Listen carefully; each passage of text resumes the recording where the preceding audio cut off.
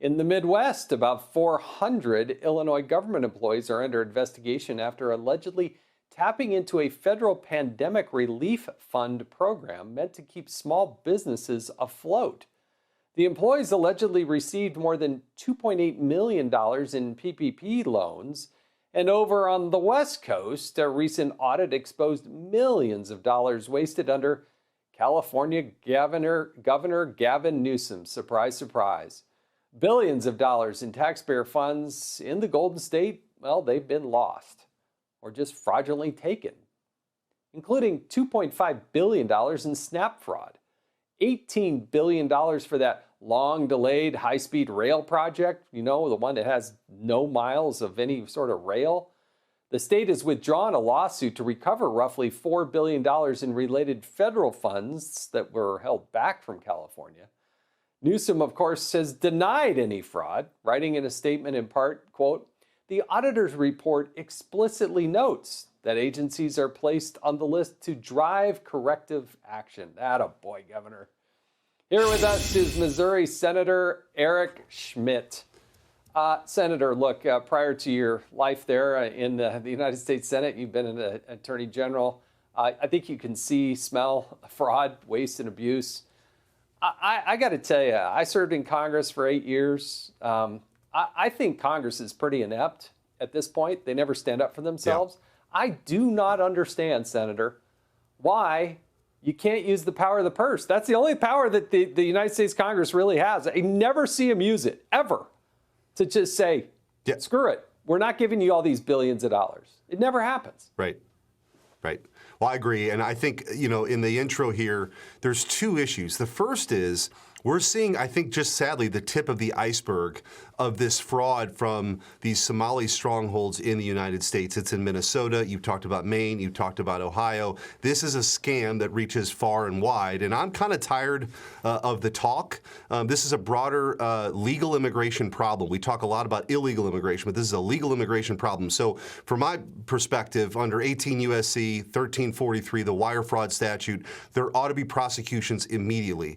Every visa that can be revoked should be revoked. Every deportation that should happen right away. And in some cases where necessary, denaturalization should happen. A strong signal should be sent to immigrant communities that if you're going to come here and fleece the American taxpayer, we're actually going to prioritize taxpayers over this toxic empathy that's dominated the Democrat Party. Secondly, you talked about some of the COVID fraud abuse.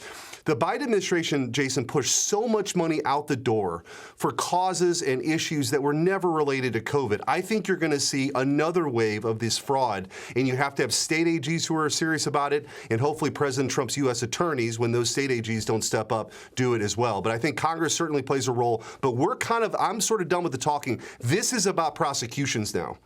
This is about putting people in jail that have taken billions of dollars, billions of dollars. Yeah, I want to see people in handcuffs. I want to see them prosecuted, and I want to see them on planes going back to their home countries as soon as possible. Or put them on a bus. I don't know. I always have to fly them. Put them on one of those old Greyhounds from 1972. That should do the trick. All right, a new HUD report, Housing and Urban Development. It reports that more than $5 billion in questionable rental assistance during the final year of the Biden administration. And get this, it includes 30,000 deceased tenants and thousands of potential non-citizens. I mean, every day, every hour, we seem to get these reports. 30,000 dead people, Senator.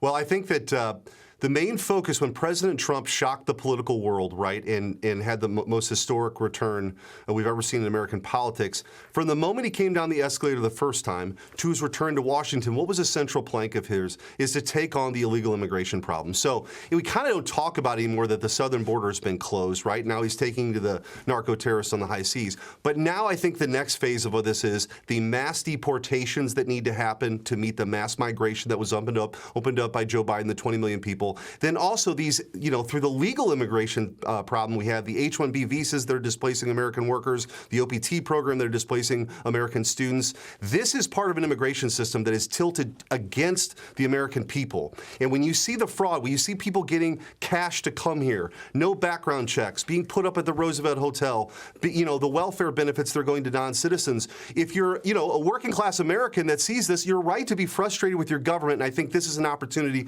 to regain the trust of the American people and go after this fraud. Well, Senator Schmitt, I'm glad you're there because I know you do take it seriously. And thank goodness Donald Trump's the president. Can you imagine what it would have been like with Kamala Harris? Oh, my goodness. Thank God. Thank God. Thank goodness President Trump's there. Yeah, no kidding. Happy New Year. Thank you so much for joining us. Hey, Sean Hannity here. Hey, click here to subscribe to Fox News YouTube page and catch our hottest interviews and most compelling analysis. You will not get it anywhere else.